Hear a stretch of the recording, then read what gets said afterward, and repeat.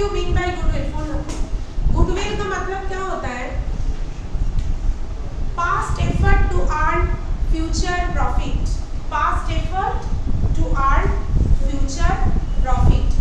आज तुम पास्ट में जैसा मेहनत कर रहे हो उसके बलबूते पे फ्यूचर में जो तुम कमाओगे that will be the value of goodwill. अगर किसी से गुडविल का मीनिंग पूछोगे तो वो क्या बोल देगा कि गुडविल का मतलब रेपुटेशन होता है। क्या गुडविल का मतलब रेपुटेशन होता है? नहीं। रेपुटेशन एक वर्ड में इंग्लिश में रेपुटेशन बोल सकते हो, बट अकाउंट्स का टर्म्स में उसका मीनिंग काफी वास्ट है, ठीक है ना? क्या क्या मीनिंग है उसका? मतलब क्या है? Past effort to earn future profit. Past effort to earn future profit. तुम पास्ट में जो एफर्ट दे रहे हो उस एफर्ट के बलबूते पे फ्यूचर में तुम जो प्रॉफिट कमाओगे दैट इज गुडविल। आज तुम जैसे पढ़ाई करोगे उसका फ्यूचर में जो तुम्हारा क्या बोलते हैं रिटर्न्स मिलेगा तुमको फ्यूचर में, जिस हिसाब से सोचो एक इंसान आज बहुत फांकी मार रहा है लाइक करण, ठीक है? तो इतना फांकी मारने के बाद अगर फ्यूचर में अभी अगर डामाडोल होगा तो डेफिनेटली अभी हम कारण के बारे में वही बोल रहे थे ना, तो फ्यूचर में क्या होगा? उसका रिटर्न अच्छा आएगा कि बुरा आएगा? बुरा आएगा। हाँ, अब वो बिजनेस करेगा, पैसा के बलबूते पे वो कमा सकता है। सारा चीज यहाँ पे हम बोलेंगे। इंसान का कमाई दो प्रकार से हो सकता है, या तो अपना मेहनत या तो अपना पूंजी। मेहनत करो या फिर पैसा लो, पैसा के बलबूते पे कमाओ, मतलब इन्वेस्टमेंट, ठीक है ना? इन्वेस्टमेंट के बलबूते पे भी इंसान कमा सकता है। मतलब हो सकता है मेरे घर वाले के पास करोड़ों रुपया है, वो हमको बोल दिया कि चलो तुमको हम करोड़ रुपया देते हैं, तुम बिजनेस स्टार्ट करो।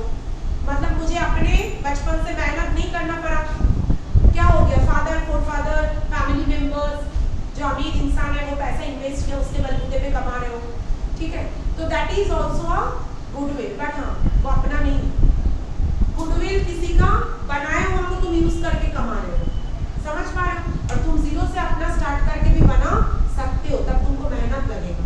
या तो अपना मेहनत के बलबूते पे कमाओ या तो पूंजी के बलबूते पे कमाओ, ठीक है? दो तरह से कमाई होती है, उसके ऊपर ही पूरा कॉन्सेप्ट आएगा भी। तो past effort to earn future profit, goodwill का असली मतलब क्या है? पूंजी भी तुमको दे भी देगा ना, मतलब जो पैसा भी कोई कैपिटल दे देगा फिर भी उसके ऊपर तुमको मेहनत करना पड़ेगा। सिर्फ पूंजी पे भी नहीं होता है। क्यों? हम पूरा का पूरा पूंजी खटा के बैठे हुए हैं घर में, आ जाएगा तब भी नहीं हो। बिजनेस खोलोगे, बिजनेस में भी तो डेली बेसिस का काम है, मेहनत तो हर जगह ही करना पड़ेगा। बट एक क्या होता है, एक शुरू से तुम मेहनत कर रहे हो और उसका फल तुमको मिल रहा है, और एक क्या हो गया, इन्वेस्टमेंट कर रहे हो, मतलब शुरू वाला मेहनत का जरूरत नहीं है, इन्वेस्टमेंट कहीं से तुमने कर लिए, किसी ने दे दिया, उसके बाद तुम मेहनत कर रहे हो, समझ पा रहे हो? तो गुडविल का जो चीज है इसमें हम लोग पूरा 2 चैप्टर पढ़ेंगे। गुडविल का पूरा 2 पार्ट है। एक होता है वैल्यूएशन ऑफ गुडविल, आज हम लोग पूरा वैल्यूएशन को खत्म कर लेंगे, वैल्यूएशन ऑफ गुडविल, और दूसरा दिन इसका ट्रीटमेंट को खत्म करेंगे। ट्रीटमेंट ऑफ गुडविल, किस तरह से इसको अकाउंट्स में ट्रीट करना है। एक वैल्यूएशन ऑफ गुडविल और एक ट्रीटमेंट ऑफ गुडविल। मतलब वैल्यूएशन मतलब गुडविल का कैलकुलेशन कैसे करोगे, तुम अपने आप का गुडविल क्या कितना है वैल्यू कर सकते हो, ठीक है ना? कि मेरा वैल्यू इस जगह में क्या है, that is the valuation of goodwill. तुम अपने आप को क्या सोचो, एक बिजनेस, तो तुम अपना गुडविल का वैल्यू कैलकुलेट कर सकते हो, क्योंकि बिजनेस का ही तो गुडविल होता है। तो अपना गुडविल भी कैलकुलेट करना सीख जाओगे कि मेरा मार्केट में वैल्यू कितना है, ठीक है ना? और ट्रीटमेंट क्या होगा, मतलब अलग अलग चैप्टर में गुडविल को किस तरह से रिकॉर्ड करना चाहिए, किस तरह से अलग अलग चैप्टर तो अलग अलग से उसका रिकॉर्डिंग सिस्टम होगा, ठीक है ना? तो उसके ऊपर ट्रीटमेंट सीखना पड़ता है। तो सबसे पहले हम लोग कौन सा पढ़ेंगे, वैल्यूएशन ऑफ गुडविल। इसके लिए ढेर सारा फॉर्मूला है। पहले वो फॉर्मूलाज में जाने के पहले बताती हूँ क्या क्या चीज है, क्या क्या चीज याद रखना है। जब गुडविल चैप्टर पढ़ोगे सबसे पहले यहाँ पे एवरेज प्रॉफिट बोल के तुमको प्रॉफिट दिखेगा। एवरेज प्रॉफिट, हमको एवरेज प्रॉफिट कैलकुलेट करना पड़ेगा। क्या क्या चीज कैलकुलेट करना पड़ेगा? Calculate average profit. Now average profit क्यों हम कैलकुलेट करते हैं? क्या है इस एवरेज प्रॉफिट कैलकुलेट करके मुझे फायदा क्या? हर एक चीज का तो मीनिंग होगा, क्यों हम उसको ढूंढ रहे हैं? एवरेज प्रॉफिट को हमेशा तुम मान के चलना गुडविल चैप्टर में कि ये तुम्हारा बिजनेस का खुद का प्रॉफिट है। एवरेज प्रॉफिट को क्या मानोगे? तुम्हारा बिजनेस का खुद का प्रॉफिट। जब जब एवरेज प्रॉफिट देखोगे तुम समझ लेना ये मेरा अपना प्रॉफिट है, मेरे बिजनेस का प्रॉफिट है, या मैं ही बिजनेस हूं तो मेरा प्रॉफिट है। ये अपना प्रॉफिट है, खुद का अपना प्रॉफिट समझना इसको। दूसरा है सुपर प्रॉफिट। पहले टर्म्स को समझ लो, फिर हम एक एक करके बात बोलेंगे। सुपर प्रॉफिट, सुपर का मतलब क्या है? तुम दूसरे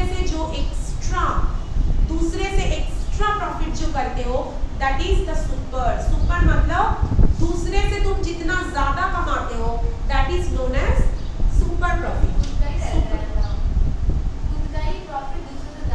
हाँ, सुपर का मतलब होता है एवरेज मतलब पूरा ही अपना समझना, और सुपर का मतलब होता है ये तुम्हारा ही है बट दूसरे के साथ कंपेयर जब कर रहे हो तो तुम उससे कितना एक्स्ट्रा कमा रहे हो, दैट इज द सुपर। तुम दूसरे से एक्स्ट्रा पोजीशन में कितना हो, ये दूसरे से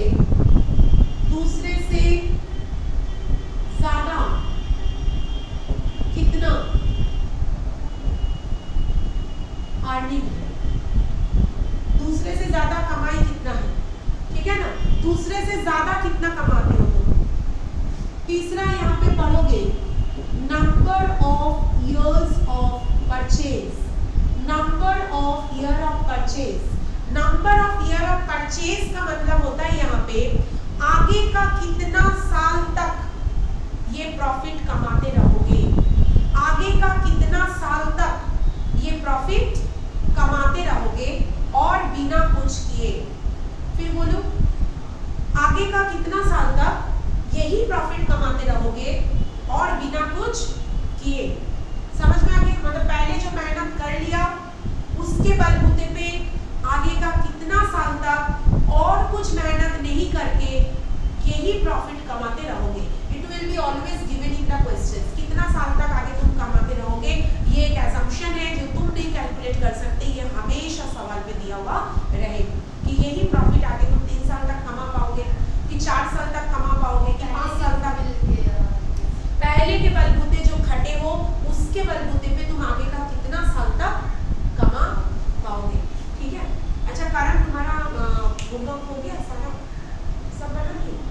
देखिए, number of year of purchase, आगे का कितना साल तक कमाओगे, यही है ना? साल तक कमाओगे, आगे का कितना साल तक यही अर्निंग होगा, हाँ? बिना और कुछ एक्स्ट्रा ऐड किए, जो पहले का मेहनत था उसके बलबूते पे, ठीक है ना? Number 4 average profit, super profit, number of year of purchase, ठीक है? उसके बाद नेक्स्ट पॉइंट देखो इसका, normal rate of return. Normal rate of return, normal rate of return का मतलब होता है कि जितना पूंजी तुम बिजनेस में खटा रहे हो, जितना पूंजी तुम बिजनेस में खटा रहे हो, मिनिमम उतना इन्वेस्ट करके बिजनेस में टिके रहने के लिए नॉर्मली तुमको कितना रिटर्न चाहिए। नॉर्मल रेट ऑफ रिटर्न का मतलब होता है कि देखो हम बिजनेस क्यों करें, अगर मैं वो अमाउंट अपना बैंक में भी रख देती तो बिना मेहनत का मेरे पास कुछ इंटरेस्ट आता, तो हम मेहनत करके डेफिनेटली कुछ ना कुछ एक्स्ट्रा कमाएंगे, तब तो हम उसको बैंक में नहीं रख के अलग से क्या किए हो, बिजनेस में खटाए हो। तो बिजनेस में उस पैसा को खटा के मिनिमम तो कुछ ना कुछ एक रिटर्न्स तुमको चाहिए, मिनिमम एक रिटर्न्स तुमको चाहिए। तो नॉर्मल रेट ऑफ रिटर्न्स का मतलब होता है minimum return you have to earn to be in the business. Minimum तुमको कितना रिटर्न चाहिए उस बिजनेस में टिके रहने के लिए, that is the normal rate of return. क्या बोली मैं? मिनिमम उस बिजनेस में टिके रहने के लिए तुमको जो रिटर्न्स चाहिए, that is known as normal rate of return, ठीक है? तो नॉर्मल रेट ऑफ रिटर्न का मतलब समझ में आ गया, मिनिमम टिके रहने के लिए कितना चाहिए। किसके ऊपर ये रिटर्न कैलकुलेट करोगे? कैपिटल के ऊपर। वेरी गुड, कैपिटल के ऊपर। जितना पूंजी हम खटा रहे हैं वो पूंजी अगर हम बिजनेस में नहीं डाल के कोई और जगह खटाते तो कुछ ना कुछ तो मेरा कहीं और जगह इन्वेस्ट करते तो बैठ बैठ के कुछ आता। तो बिजनेस कर रहे हैं तो मिनिमम एक पैसा तो हमको चाहिए, तभी तो बिजनेस में डाले हैं उसको। तो मिनिमम उस कैपिटल के ऊपर जो रिटर्न्स तुमको चाहिए that is the normal rate of return. मतलब बाकी हर इंसान को उतना ही पैसा में उतना रिटर्न चाहिए बिजनेस में टिके रहने के लिए, ठीक है ना। नॉर्मल रिटर्न है ये, नाम से ही पता चल रहा है। तो कितना परसेंट रिटर्न चाहिए ये भी तुमको क्वेश्चंस में हमेशा बोल देगा कि मिनिमम इतना परसेंट तुमको कमाना पड़ेगा, नहीं तो बेटर है कि बिजनेस बंद करके चले जाओ, ठीक है। आ गया। तो normal rate of return, number of year of purchase, super profit, average profit. Average profit मतलब अपना खुद का प्रॉफिट समझो, सुपर प्रॉफिट का मतलब होता है दूसरे से तुम जो एक्स्ट्रा ज्यादा कमाते हो दैट इज सुपर प्रॉफिट। तीसरा में हम क्या बोले हैं, number of year of purchase. Number of year of purchase मतलब आगे का कितना साल तक और बिना मेहनत का तुम कमा लोगे, जो पहले मेहनत किए तो उसी के बलबूते पे कमा लोगे, वो भी क्वेश्चंस में देगा। नॉर्मल रेट ऑफ रिटर्न इतना मिनिमम इन्वेस्ट करके तुमको मिनिमम रिटर्न कितना चाहिए, मतलब कैपिटल इन्वेस्ट करके मिनिमम रिटर्न कितना चाहिए। समझ में आ गया? क्लियर? अब हम एक एक करके सवाल बोल रहे हैं, एक एग्जांपल ले रहे हैं, उससे समझ में आ जाएगा। टर्म समझ में आ गया यहाँ पे क्या क्या चीज तुमको देखने को मिलेगा, ये सारा टर्म्स तुमको देखने को मिलेगा वहां पे। देखो सोचो करण और सूर्यांशु ये दो दोस्त हैं, ठीक है। करण और सूर्यांशु दो दोस्त हैं, दोनों ही बीकॉम में एडमिशन लिया है, दोनों ही बीकॉम कर रहा है, ठीक है। वहां पे करण को पढ़ने का मन नहीं कर रहा था। करण सोचा कि फालतू का और पढ़ाई करके मेरे को दिमाग में अच्छा नहीं लग रहा, बिजनेस कर लेंगे, तो मन नहीं कर रहा उसका। सूर्यांशु क्या कर लिया, उसके आंख के सामने से सीए पास कर गया, हो ही सकता है पास कर गया। बताओ तो जब वो सीए पास करके निकल जाएगा तो उसका वैल्यू और इसका वैल्यू क्या एक ही रहेगा, क्योंकि जब वो कमा रहा था तभी क्या कर रहा था, सो रहा था। उस टाइम लग्जरी लाइफ जिया है। अभी अगर मेहनत नहीं कर रहे हैं मतलब क्या होगा, अभी तो तुम आराम का जिंदगी जी रहे हो ना, तो तुम्हारा वैल्यू तो तुम बना नहीं रहे हो। जितना ज्यादा आराम का जिंदगी जियोगे तो बाद में वो क्या बन जाएगा, उतना ही प्रॉब्लमेटिक हो जाएगा लाइफ में। तुम्हारा गुडविल तुम क्रिएट नहीं कर रहे हो, क्योंकि गुडविल का मीनिंग क्या था, पास्ट एफर्ट। पास्ट में तुम एफर्ट दो तो ही तुम फ्यूचर में कमा पाओगे। तो इसको मन नहीं लग रहा था, ये क्या किया, एक छोटा मोटा नौकरी में बीकॉम करके घुस गया। बीकॉम का उसका सैलरी कितना है, सपोज 10,000 पर मंथ में वो ज्वाइन कर लिया, 10,000 पर मंथ में ज्वाइन कर लिया, तो पूरा साल भर में कितना हो गया, 10,000 × 12 1,20,000 पर एनम। एक साल में उसको कितना सैलरी मिल रहा है, 1,20,000, ठीक है। सूर्यांशु उस टाइम मेहनत किया, मेहनत करने के बाद उस मेहनत के बलबूते पे उसका स्टार्टिंग सैलरी सोचो 50,000 पर मंथ, ठीक है। 50,000 में वो ज्वाइन किया, तो 50,000 पर मंथ, 50,000 × 12 कितना होता है, कितना होता है, 6 lakh, 6 lakh per annum, 6 lakh per annum. समझ पा रहे हो, 6 लाख पर एनम।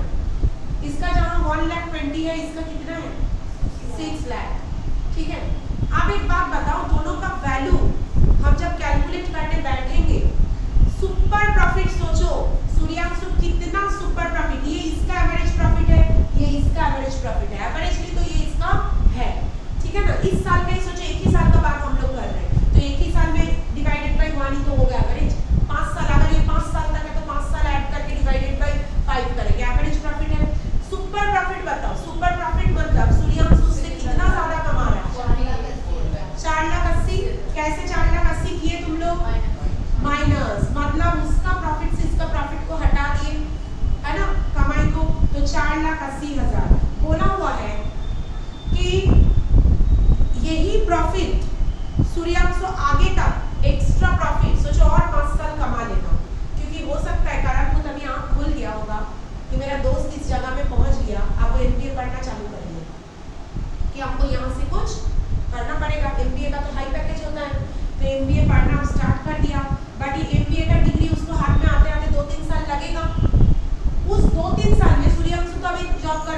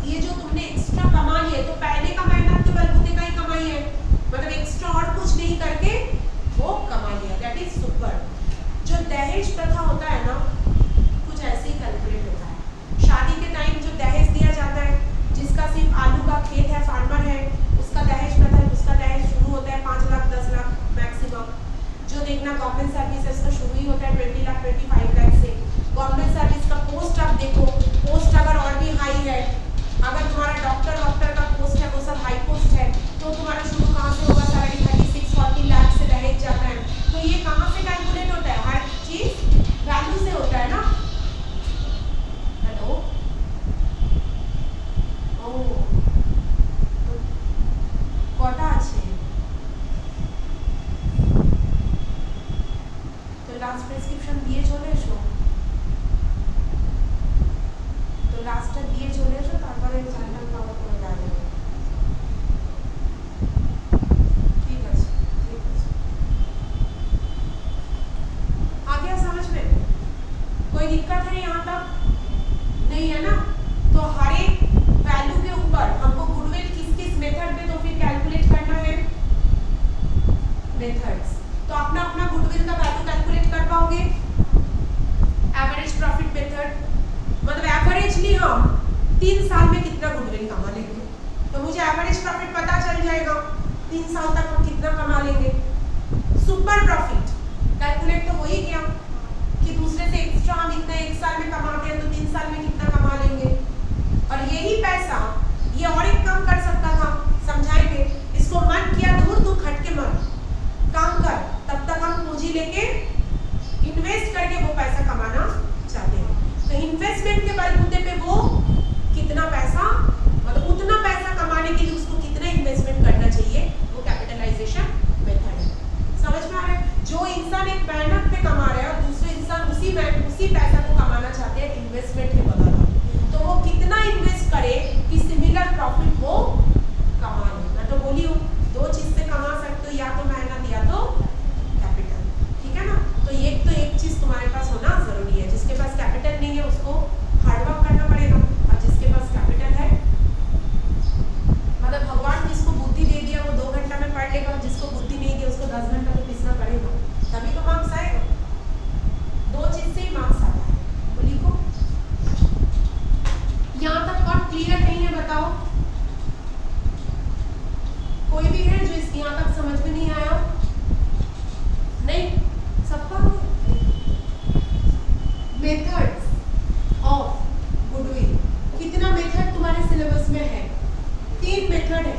तुम लोगों का सिलेबस में 3 मेथड है, होता तो 4 है, बट एक मेथड तुम लोगों के सिलेबस में नहीं है, एनुइटी वाला नहीं है, ठीक है ना? 3 मेथड है, average profit methods, average profit methods, super profit methods, super profit methods, तीसरा capitalisation method, capitalisation method.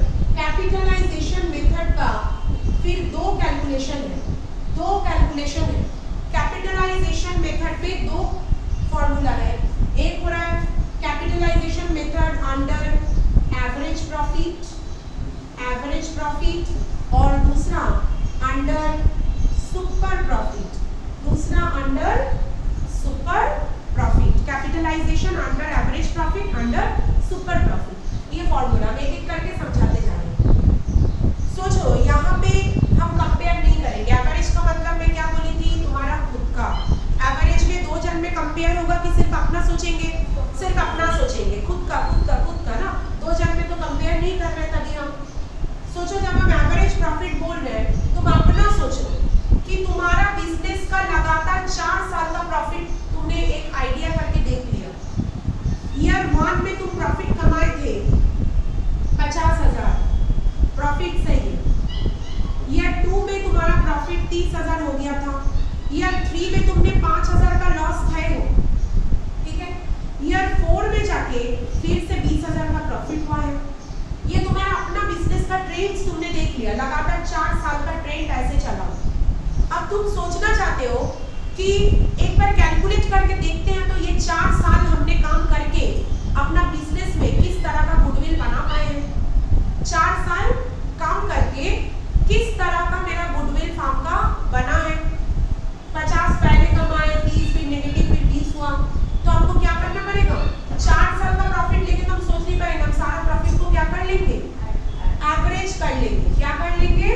Average कर लेंगे। तो 4 साल का तुम्हारा एवरेज प्रॉफिट क्या हो जाएगा?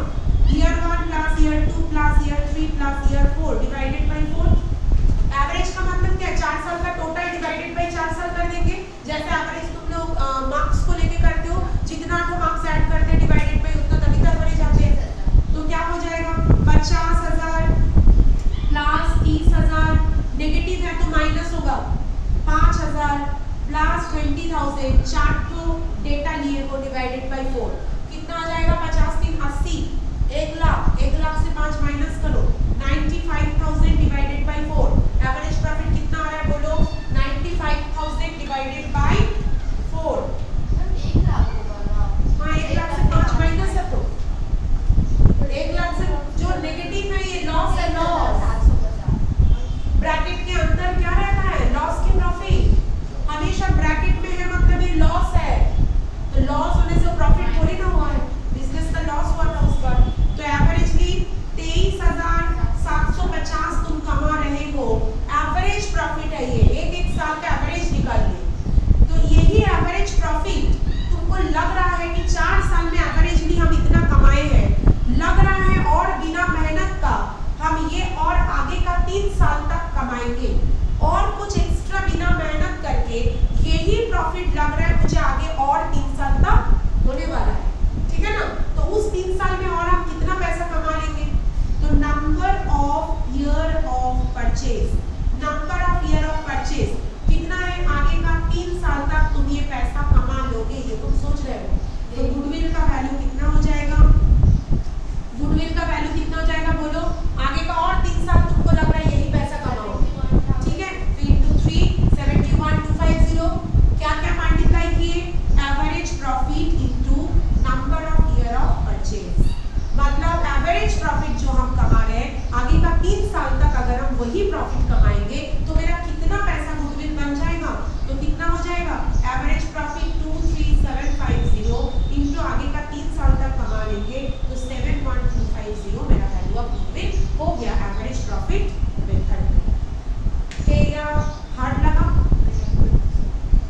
ये एवरेज प्रॉफिट मतलब तुम अपना एवरेज के हिसाब से प्रॉफिट इनटू बोलो आगे का कितना साल तक कमाओगे, उसको किस नाम से जाना जाता है, उसको क्या बोलते हैं, number of year of purchase. ये हमेशा क्वेश्चंस में दिया रहेगा, जो मीनिंग बोले हैं दिमाग में वो मीनिंग रखो या तो फिर मीनिंग लिख लो, इसीलिए पहले वो मीनिंग बोल चुकी हूँ, हाँ सब लिख लो अपने लैंग्वेज में, क्योंकि ये सारा चीज रट्टा करके अभी कर लोगे लेकिन फिर एग्जाम टाइम भूलोगे, फिर एग्जाम टाइम भूलोगे, तभी क्या मीनिंग था पता नहीं चलेगा।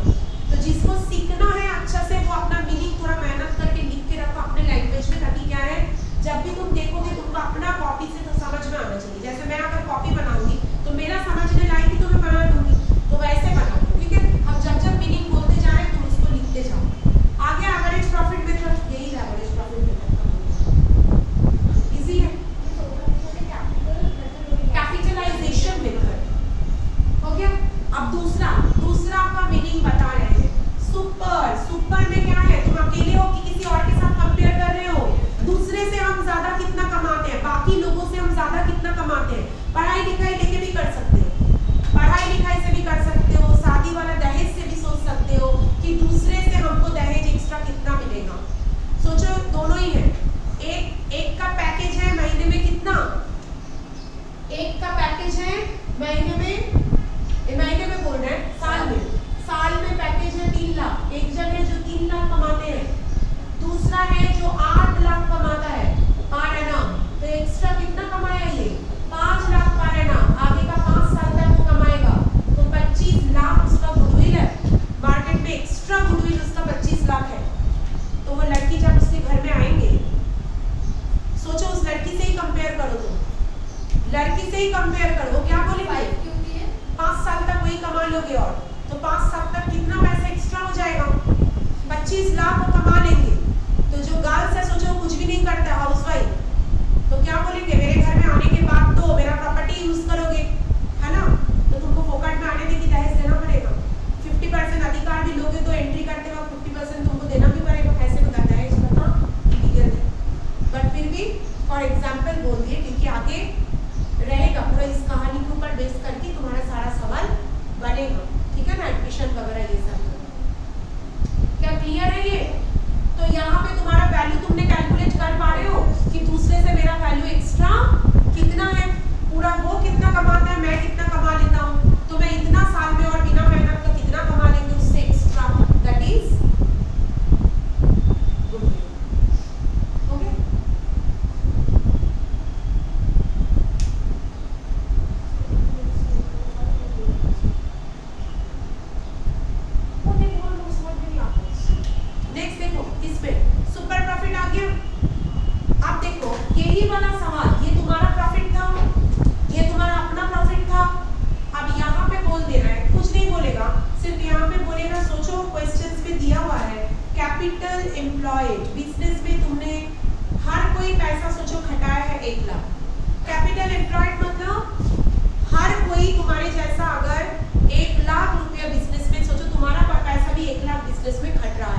तुमने कितने इन्वेस्टमेंट किए?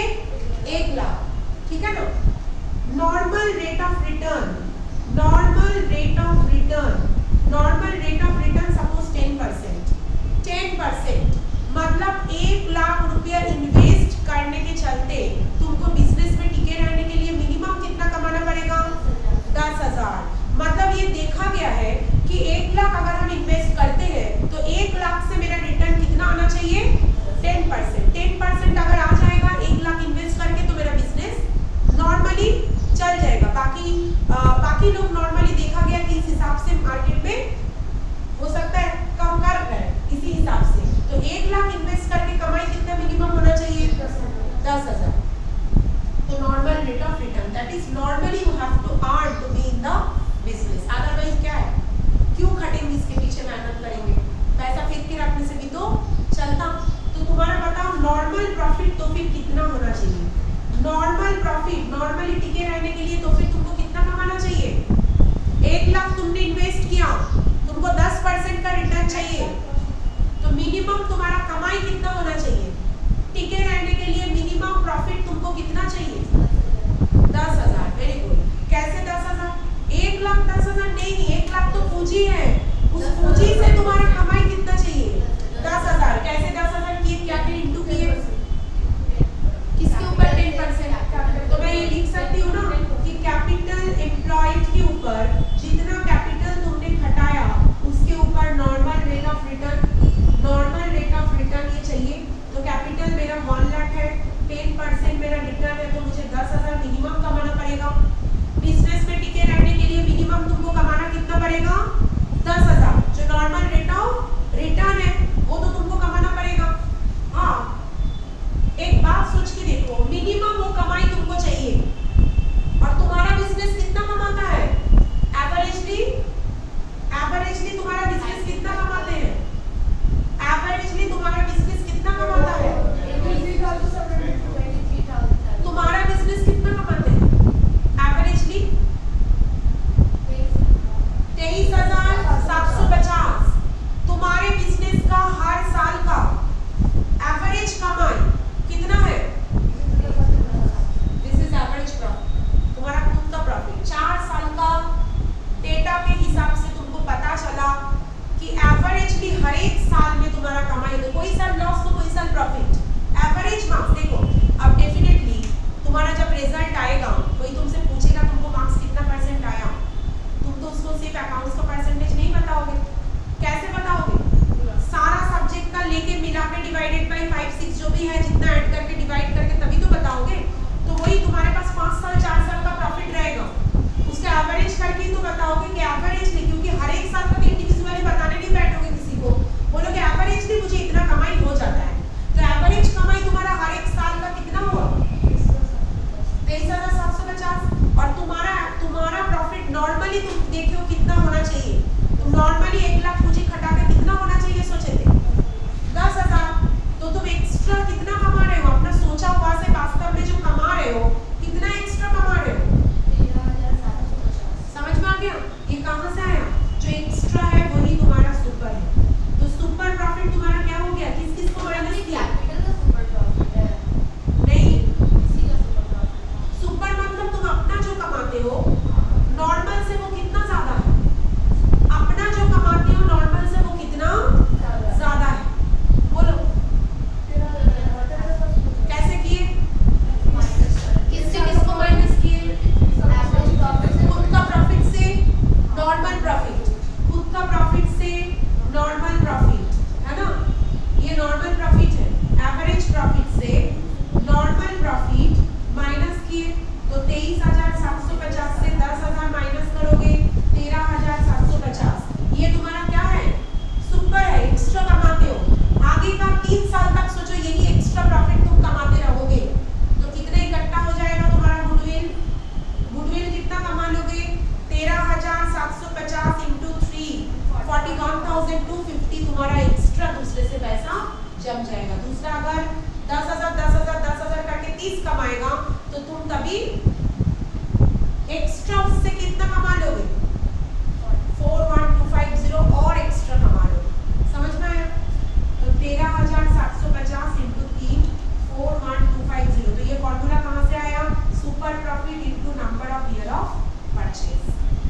Super profit into number of year of purchase, वो तुम्हारा गुडविल का फॉर्मूला है।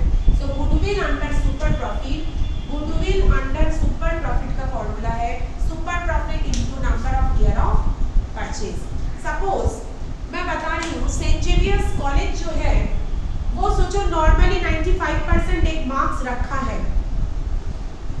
95% एक नॉर्मली मार्क्स रखा है कि जिसको 95 मिलेगा वही मेरा यहाँ पे एडमिशन ले सकता है, ठीक है ना। अब तुमको 98 मिला परसेंटेज, तो बताओ तो नॉर्मल से तुमको एक्स्ट्रा कितना मिला? 3%। समझ में आया? वही सुपर है तुम्हारा। नॉर्मल जो चाहिए, नॉर्मली वो मार्क्स कितना रखा था, तुमको एक्स्ट्रा उससे कितना मिला? समझ में आ गया? सेंट जेवियर्स कॉलेज डोनेशन में भी बच्चे को लेना है, लास्ट में अगर सीट रहता है तो 2 लाख 3 लाख 5 लाख डोनेशन, या तो मेहनत से तुम वो मार्क्स उठाओ या तो फिर 10 लाख रुपया डोनेशन दो। तो 10 लाख के बलबूते पे भी तुम 5-6% खरीद सकते हो। समझ में आया? डॉक्टर का बच्चे लोग हम देखे हैं, वो लोग 5 लाख रुपया डोनेशन देके भी भाई है सुने आया समझ में? बोलो। तो जिसका मेहनत का फल को भी पैसा से कभी कभी क्या कर रहा है, मेकअप होता है, बट हाँ बहुत ह्यूज डिफरेंस नहीं, 4-5% अगर उसको कम आया था तो उसके हिसाब से वो 4-5 लाख रुपया देके किया है। बोलो कहाँ दिक्कत है? किसको समझ में नहीं आया? यही तुम लोग याद कर लो, average profit into number of year of purchase, super profit into number of year of purchase. समझ में आया? दिमाग खुला रखना पड़ेगा, नहीं तो दिक्कत है। अब देखो कैपिटलाइजेशन मेथड, कैपिटलाइजेशन मेथड में क्या है? अंडर सुपर प्रॉफिट अब हम मेहनत के बलबूते पे नहीं कमा रहा है, ना भी क्या है कैपिटल, कैपिटलाइजेशन के अंडर सुपर प्रॉफिट वो वाला हम समझाए थे कि किसी का 3 लाख है तो किसी का 8 लाख है, एक्स्ट्रा तुम 5 लाख कमा रहे हो तो आगे का 5 साल कमा लोगे तो कितना जम जाएगा घूमने में। वो एग्जाम्पल था मेरा, जब तुम्हारा दहेज का वैल्यू कैलकुलेट कर रहे थे तभी यही एग्जाम्पल दिए, ठीक है।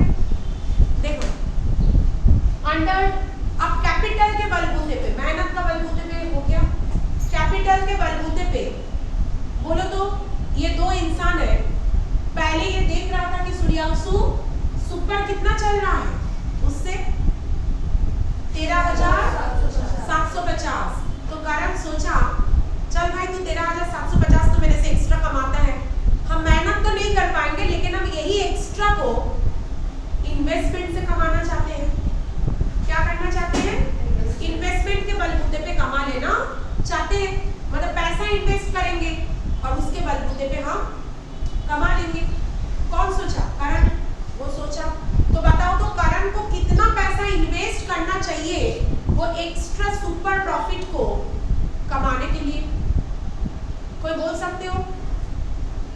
1 लाख रुपया कोई भी इन्वेस्ट करता है तो उसको कितना परसेंट कमाई होता है? 10%, ठीक है ना। तो एक्स्ट्रा कितना है? 13,750।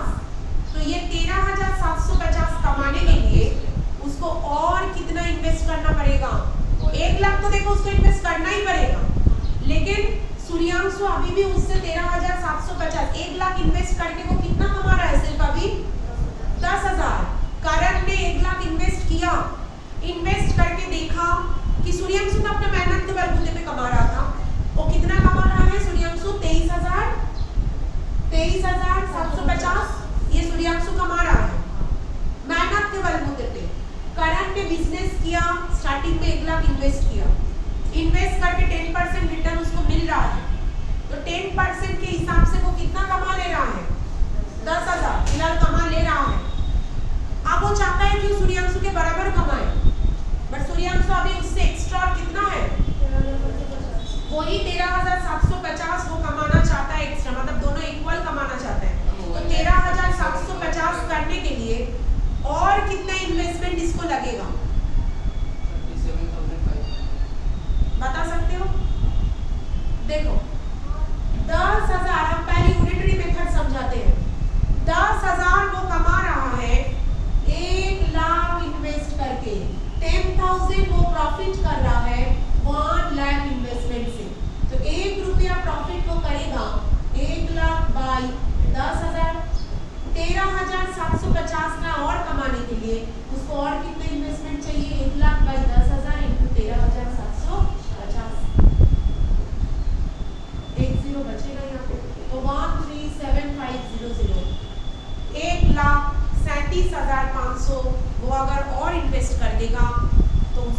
13,500 का कमाई, ये 13,750 का कमाई हो जाएगा।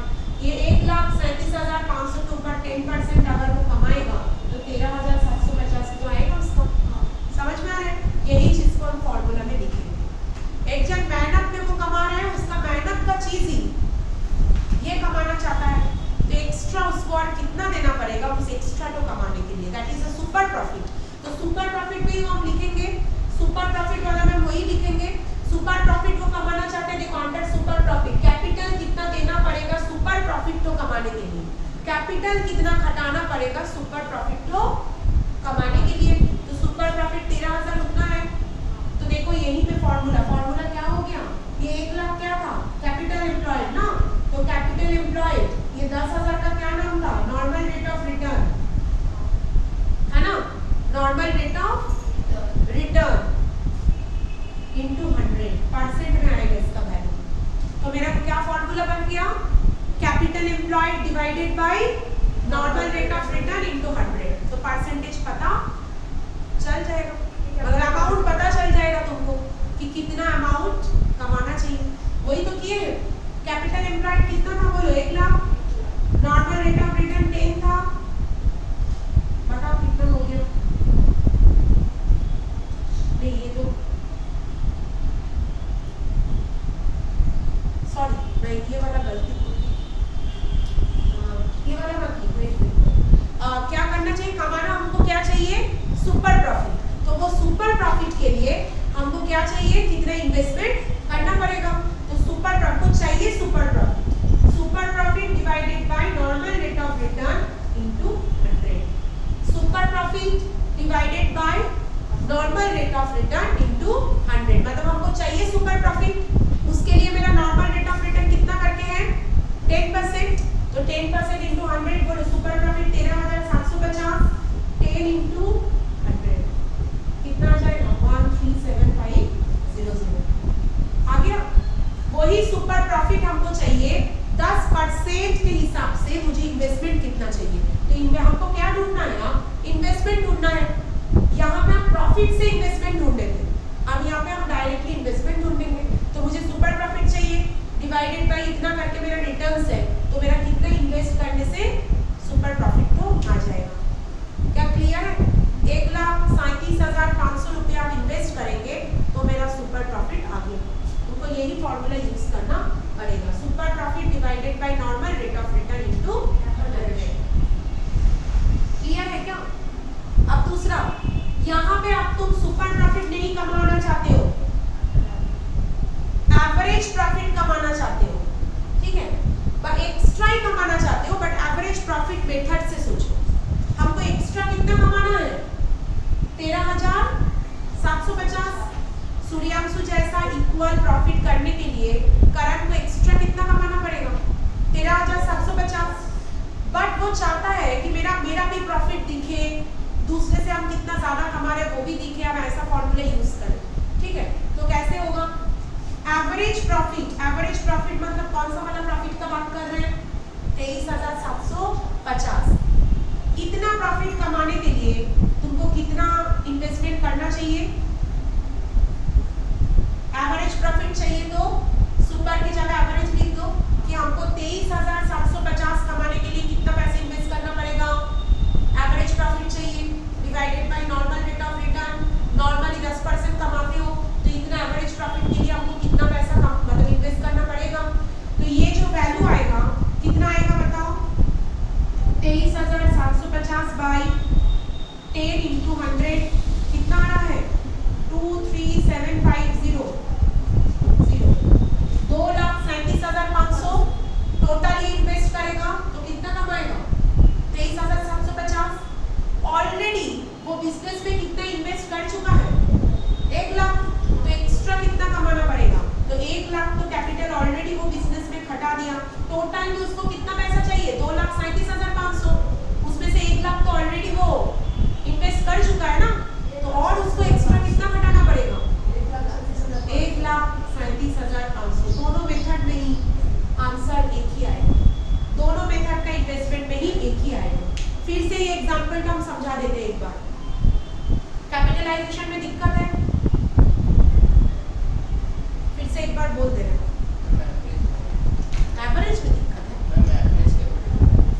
हाँ, मैं एवरेज कैपिटल में प्रॉब्लम है। मैं दोनों ही एक बार बोल सकती हूँ। सुपर समझ में आ गया? दोनों को एक बार बोल देते हैं, क्योंकि एक बार अभी सीख लोगे ना तो बाद में काम पे आएगा बार बार। ये हार्ड है क्या?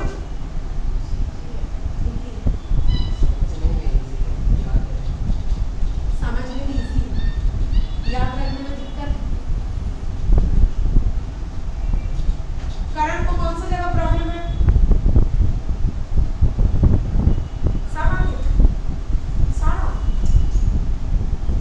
समझती है।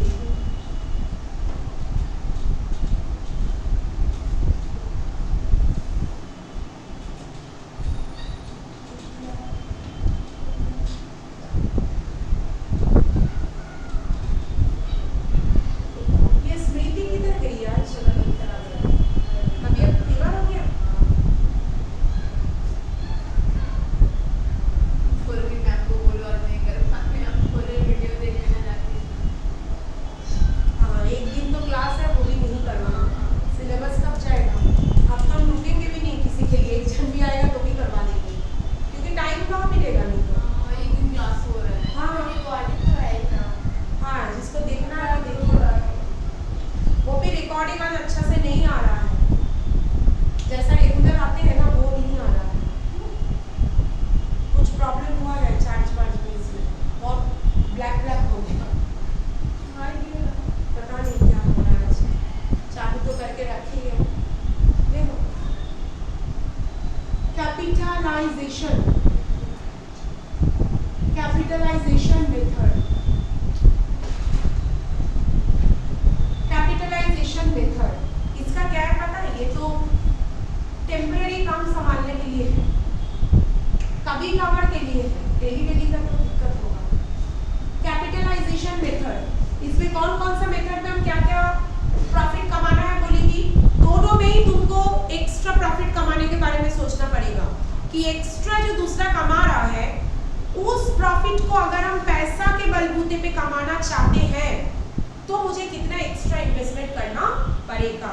कैपिटलाइजेशन मेथड में मैं क्या बोली थी? शुरू में ही मैं बोल चुकी थी, एक इंसान मेहनत के बलबूते पे कमाते हैं, दूसरा कैपिटल के बलबूते पे। तो जो कैपिटल के बलबूते पे कमा रहा है, एक्स्ट्रा वो कितना इन्वेस्ट करके वो पैसा कमा ले रहा है, वो यहाँ पे देखना पड़ेगा। तो एक्स्ट्रा कितना कमा रहे हो, इसका दो मेथड है, अंडर सुपर प्रॉफिट मेथड। कोई भी मैनेज कर सकते हैं। हाँ, नहीं क्वेश्चंस में तुमको जो बोल दे सकता है कि ये मेथड से बना super profit method, under average profit method. Average profit method में तुम एक्स्ट्रा पैसा कैसे कमा सकते हो, हमेशा एक्स्ट्रा तो कैसे कमाओगे सोचना कि दूसरा जो कमा ले रहे हैं ना मेरे से ज्यादा, उसके साथ बराबर करने के लिए हमको और कितना पैसा इन्वेस्टमेंट करना चाहिए। कुछ पैसा तो हम इन्वेस्ट कर ही चुके हैं बिजनेस में, क्योंकि उतना हम इन्वेस्ट नहीं करते तो कितना रिटर्न आ रहा है हम समझते कैसे। तो एक बार इन्वेस्ट करके तो हम देख लिए कितना रिटर्न मुझे मिनिमम आ रहा है, तो और कितना हम इन्वेस्ट करेंगे उसके साथ, यही रिटर्न अगर आते रहे तो और कितना इन्वेस्टमेंट करने से मेरा पैसा वसूली हो जाएगा। आया समझ में? तो सुपर प्रॉफिट बताओ, सुपर प्रॉफिट एक्स्ट्रा कितना कमा रहा था ये? सूर्यांशु एक्स्ट्रा कितना कमा रहा था? 13,750। तो 13,750 एक्स्ट्रा हमको कमाना है, बट किसके बलबूते पे कमाना है? कैपिटल, जिसका रिटर्न आता कितना है? तो 10% रिटर्न से कमाता है। 10% डायरेक्टली भी लिखोगे तो भी वो आ जाएगा, 37 डिवाइडेड बाय 10/100 ना परसेंट का मतलब, तो ये 100 ऊपर चला जाएगा। ये कोई फॉर्मूला नहीं है, नॉर्मल सम से समझ में आया? तो कितना आ गया? 13750। इतना रुपया तुम्हारा इन्वेस्टमेंट चाहिए। 1,37,500 इतना इन्वेस्ट करोगे, इसका 10% इतना आ जाएगा। समझ में आया? एवरेज प्रॉफिट, अब इसको लगता है कि एवरेज प्रॉफिट का मेथड में हमको कैलकुलेट करना है। और एवरेज प्रॉफिट कितना था, वो सोच रहा है कि मेरा प्रॉफिट कितना आ रहा था, उसके लिए मेरा प्रॉफिट के लिए एवरेज प्रॉफिट किसका बात कर रहा है? सूर्यांशु का। सूर्यांशु एवरेज प्रॉफिट कितना कमा रहा है? 23,750।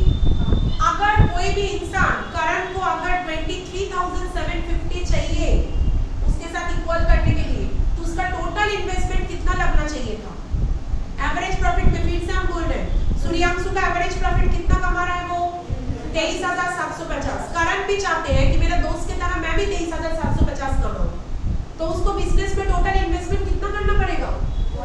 ये देखो 23,750। इसके लिए वो देखा है कि उसको चाहिए कितना, नॉर्मल रेट ऑफ रिटर्न 10% है, मतलब उसको इन्वेस्टमेंट कितना करना चाहिए था?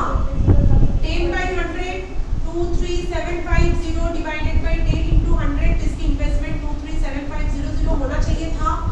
अगर पूरा पैसा वो कमाना चाहता उसके साथ तो उसका टोटल इन्वेस्टमेंट इतना होना चाहिए था, बट ऑलरेडी वो बिजनेस में कितने इन्वेस्ट करके रखा है? 1 लाख। मतलब 1 लाख तुम अगर इससे हटा देते हो तो उसको और घर से एक्स्ट्रा लाना कितना पड़ेगा? एक्स्ट्रा तो कमाने के 10,000 तो कमा ही ले रहा है, 137,500, ये फिर से उसको घर से लाना पड़ेगा पूरा दोनों का इक्वल प्रॉफिट कमाने के लिए। तो मेरा फॉर्मूला क्या हो गया? Average profit by normal rate of return minus capital employed into 100। 100 अगर लिखोगे यहाँ पे परसेंटेज नहीं दोगे तो यहाँ 100 करना, ठीक है?